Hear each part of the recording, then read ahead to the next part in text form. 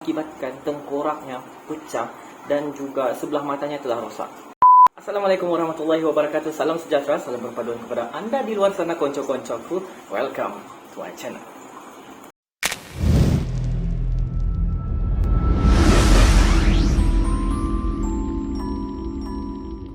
Terima kasih kerana klik video ni untuk mengetahui konten yang saya keluarkan. Dan siapa yang belum subscribe, please subscribe, turn on your notification untuk mengembangkan lagi channel saya ni, okay?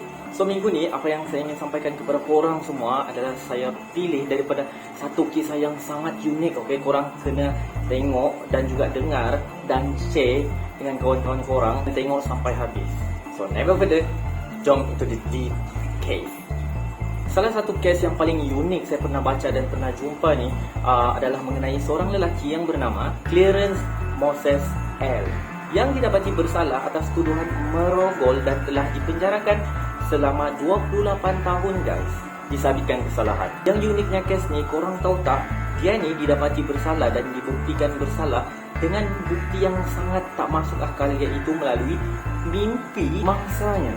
Pada 16 Ogos tahun 1987, seorang wanita yang kita boleh gelar sebagai S lah, kerana identitinya dirahsiakan. So S ni pulang ke rumah selepas dia pergi ke kelab dengan dua orang lagi kawan lelakinya. Dan semasa dia pulang tu, dia mungkin dalam keadaan yang mabuk. Sesampainya di rumah, dia langsung tidak sedarkan diri guys. Mungkin terlalu mabuk kan. Si wanita S ni terjaga apabila dia dapati dirinya telah dirogol semasa, sedang dirogol dari bahagian depan dan juga belakang. Lepas tu kan guys, dia diheret ke tingkat atas dan dirogol lagi sekali dan dibelasah di bahagian muka. Selepas penyerangnya itu berjaya melarikan diri, dia pun pergi ke rumah yang terdekat, iaitu rumah adiknya, untuk meminta bantuan. Selepas tu polis pun datang, ambulans pun datang untuk memberikan bantuan kepada dia. Serangan itu guys terlibatkan tengkoraknya pecah dan juga sebelah matanya telah rosak. Dalam keterangan yang diambil, polis mendapati wanita S ni tidak dapat mengenal pasti siapa pelakunya. Tetapi yang pasti dia boleh menggambarkan yang pelakunya itu sama sepertinya, berkulit hitam dan juga berambut ikal. Dan korang tahu, itu sahaja petunjuk yang diorang ada untuk mencari pelaku kepada wanita S ni. Sehari mendapat rawatan di hospital dan mungkin dalam keadaan mamai setelah mengambil ubat yang dosnya agak tinggi. Si wanita S ni telah bermimpi guys, mengalami kejadian yang sama juga, yakni dia dirogol di tempat yang sama dan kejadian itu serupa sangat. Tapi kali ini lain pula kerana dia dapat melihat wajah pelakunya tu. Dan pelaku di dalam mimpinya tu tidak lain dan tidak bukan, iaitu jirannya sendiri yang bernama Clarence Moses L. Ketika itu berusia 31 tahun. Dan fakta itu diberikan kepada pihak polis dan polis menjadikan keterangan itu sebagai satu bukti yang cukup untuk mendapatkan pelakunya, yakni untuk menyelesaikan kes lah. Selepas tu kan guys, polis tak tunggu lama tau. Lepas tu diorang terus memberkas si Clarence ni dan menangkap si Clarence yang masa tu terbingat-bingat, tidak tahu apa-apa. Yang dia tahu, dia ditangkap atas tuduhan merogol. Dia cuba untuk membela diri, tapi malangnya keterangan daripada wanita S tu lagi didengar oleh pihak polis. So perempuan tu cakap dia nampak lelaki berkenaan, iaitu Clarence, mengheretnya ke tingkat atas dalam mimpinya lah. So keterangan tu menyebabkan si Clarence ni dalam kedudukan yang agak sukar, iaitu tidak boleh membela diri. Berdasarkan kepada pengakuan dari mangsa serta ilham yang dia dapat dari mimpi itu, membuatkan ianya sebagai bukti rasmi untuk penangkapan Clarence Moses L. Clarence didakwa atas tuduhan serangan seksual dan serangan peringkat kedua serta pecah rumah. Bukti DNA, iaitu air mani daripada faras wanita S tu, tidak berjaya dikenal pasti guys. Dan mahkamah memutuskan mengambil kira keterangan daripada mangsa, iaitu berdasarkan mimpi dan ilhamnya itulah. Hasil perbicaraan selama seminggu, pada 7 April 1988, Clarence Moses L telah didapati bersalah dan dijatuhkan hukuman penjara selama 48 tahun guys. Semasa meringkuk di dalam penjara, korang tahu tak si Clarence ni mendapat banyak sangat sumbangan daripada banduan-banduan lain sehingga terkumpulnya 1,000 USD bagi dia meneruskan ujian DNA dan permohonan tu dijalankan semula guys. Tapi yang peliknya, tak tahulah sebab apa ataupun ada konspirasi ke, pihak polis macam tergesa-gesa tau melupuskan semua bahan bukti tu seperti cadar, cap jari dan beberapa bukti fizikal telah dibuang, menyebabkan proses dan juga permohonan si Clarence ni tidak dapat dijalankan semula. Sial. Dia juga hilang cara untuk membersihkan namanya semula. Dia mencuba lagi dengan menghantar surat cabaran terhadap pihak polis di atas pembuangan semua bukti-bukti itu guys. Cuma borang permohonannya itu telah diketepikan, tidak dipandang lah. Dan actually pelaku sebenar masih bebas, korang tahu tak? Elsie Jackson, iaitu merupakan seorang kawan kepada wanita S ni semasa diorang mabuk, 3 orang tadi tu. Dilaporkan Jackson ni selepas dia menghantar wanita S ke rumah, actually diorang sepakat untuk melakukan hubungan seks separah sedar. Tapi oleh kerana Jackson ni terlebih khayal, dia telah menyerang wanita S ni sebelum dia beredar. Dan selepas tu kan guys, Jackson mengetahui ada seorang lelaki suspek iaitu si Clarence tu menjadi suspek utama dalam mangsa rogol dan serang wanita S tu. Jackson memilih untuk mendiamkan diri sahaja, untuk hidup terus bebas macam seperti biasa. Sehinggalah dalam salah satu kes dibicarakan semula pada tahun 2005 atas kesalahan Jackson ni melakukan serangan seksualiti kepada seorang wanita lain pada tahun 1992, iaitu 13 tahun lepas perbicaraan itu.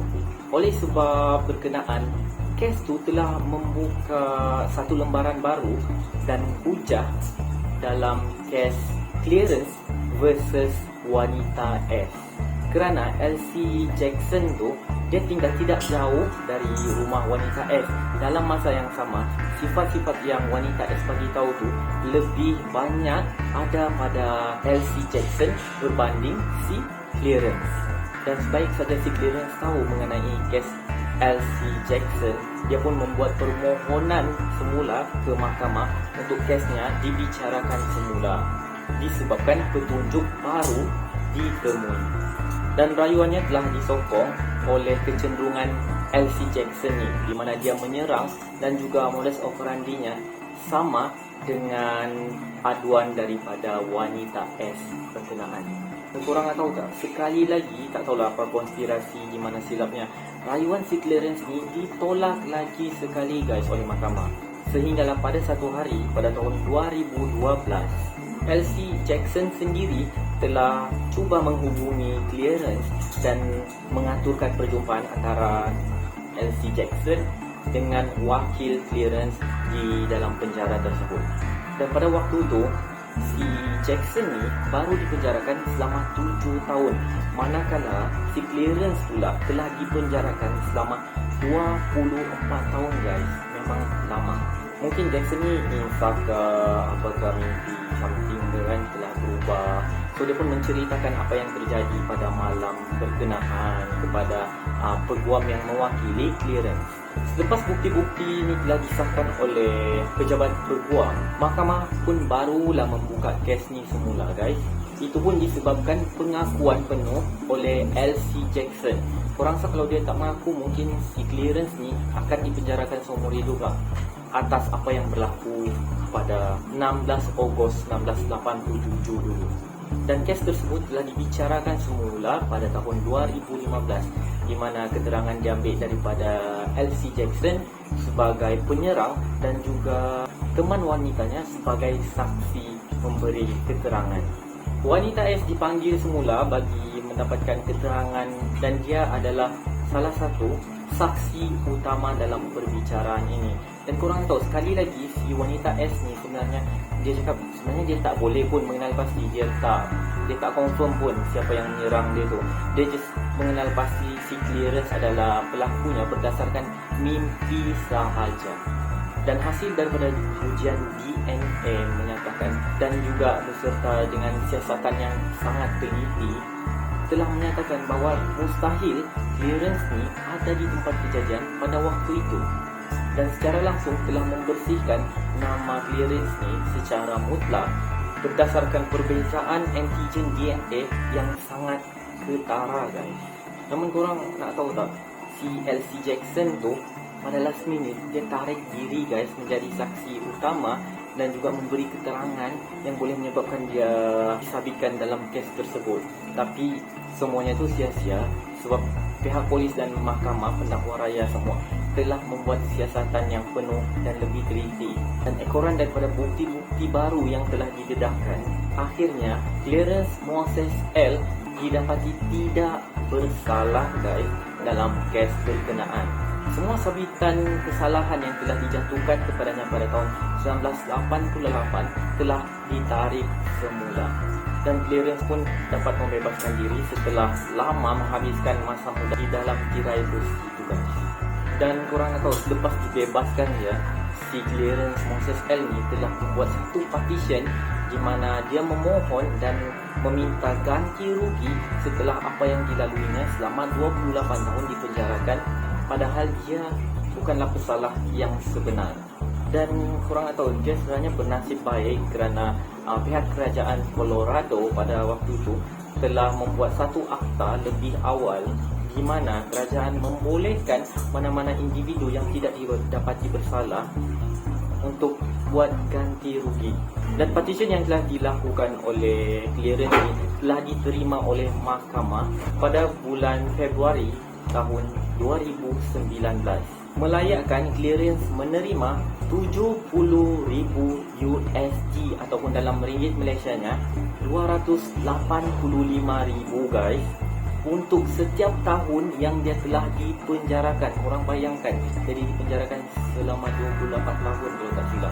Dan kalau kita kira, Clarence mendapat 2.3 juta USD bersamaan dalam ringgit Malaysia RM9.33 juta, guys, akibat daripada meringkuk di dalam penjara tanpa bukti yang kukuh. Dan actually kisah ni tak berhenti di situ, okay?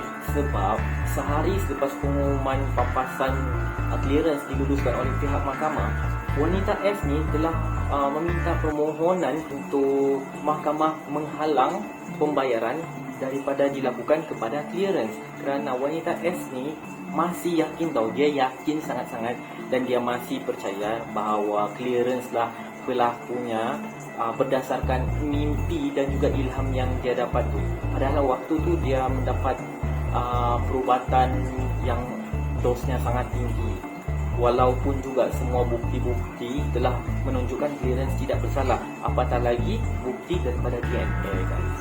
Mahkamah menolak permohonan wanita S tu dan menganggap kes itu telah selesai, dan berakhirlah kes Clarence Moses L ni, iaitu seorang jejaka yang telah dipenjarakan berdasarkan bukti daripada mimpi mangsa. Apa pula pendapat korang di luar sana mengenai kes ni? Logik ke tak logik? Kesian Clarence dipenjarakan selama 28 tahun, kan? Tapi sebenarnya hakikatnya dia bukanlah pesalah yang dicari. Bagi saya, polis waktu itu pun ataupun mahkamah pun agak bias kerana menolak bulat-bulat permohonan Clarence untuk dibicarakan semula ataupun kesnya diteliti semula. So, macam mana pula pendapat korang di luar sana? Ataupun korang ada kes-kes yang korang nak saya ulas ataupun ceritakan, jangan malu dan segan, just komen di bawah ataupun direct DM di Instagram ataupun Facebook yang linknya saya letakkan di bahagian description. Jangan lupa untuk mengambil pengajaran sebanyak mungkin kerana itu adalah objektif utama channel saya. So ya, sampai berjumpa lagi untuk next video. Jaga diri, jaga akhlak. Assalamualaikum. Hantar memang.